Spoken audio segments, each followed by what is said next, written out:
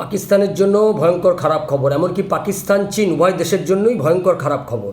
পাকিস্তান এবং চীনের যে বাণিজ্য রুট, সেই বাণিজ্য রুটে অবস্থিত সুরাব শহর, এবার সুরাব শহর দখল করে নিল Baloch liberation army BLA. Balochistan তারা ইতিমধ্যেই তাদের বালুচিস্তান তারা আলাদা রাষ্ট্র ঘোষণা করে তারা স্বাধীনতা ঘোষণা করে দিয়েছে এবং কোয়েটা করাচির যে মহাসড়ক, সেই মহাসড়কের দখল তারা নিয়ে রেখেছে। যদিও পাকিস্তানের পক্ষ থেকে বারবার দাবি করা হয় যে তারা দখল নিয়েছে, এটা ঠিক, কিন্তু যখন পাকিস্তানি আর্মি যাচ্ছে তখন তারা পালিয়ে যাচ্ছে। অর্থাৎ দখল রাখলেও তারা সর্বক্ষণের জন্যই দখল রাখতে পারছে না, এটা তারা বলছে। এদিকে সুরাব শহরে কাল তারা ঢুকেছে এবং সেখানে ঢুকে সমস্ত সরকারি ভবন তারা দখল করে নিয়েছে, ব্যাংক লুট করেছে, এমনকি পুলিশ স্টেশন পর্যন্ত দখল করে নিয়েছে। সেখানে কিছু সরকারি আধিকারিক তাদেরকে প্রাণে মেরে দিয়েছে এবং এই গোটা অঞ্চলটা তাদের দখলে এবং নিয়ন্ত্রণে নিয়ে নিয়েছে। এইটার পরেই পাকিস্তানের প্রধানমন্ত্রী শাহবাজ শরীফ তিনি এটাতে নিন্দা করেছেন।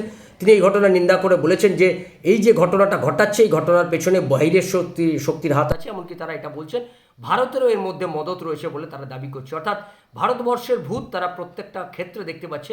আজকে পাকিস্তান ভারতবর্ষের ক্ষতি করতে এসে নিজের দেশেই সে বিভক্ত হয়ে যাচ্ছে। বালুচিস্তান আজকে তার থেকে ভেঙে আলাদা দেশ রাষ্ট্র হিসাবে তারা ঘোষণা করে দিচ্ছে। বালুচিস্তান এই মুহূর্তে স্বাধীনতার পথে আরও কয়েক কদম এগিয়ে গেল। এখন দেখার যে এই যে চীন পাকিস্তানের বাণিজ্য রুটে অবস্থিত সুরাব শহর এটা দখল করে নেওয়ার ফলে চীনা সরকারও খুব উদ্বেগের মধ্যে রয়েছে। সেক্ষেত্রে চীন এক্ষেত্রে কোনো ভূমিকা নেয় কিনা সেদিকে আমাদের নজর থাকবে।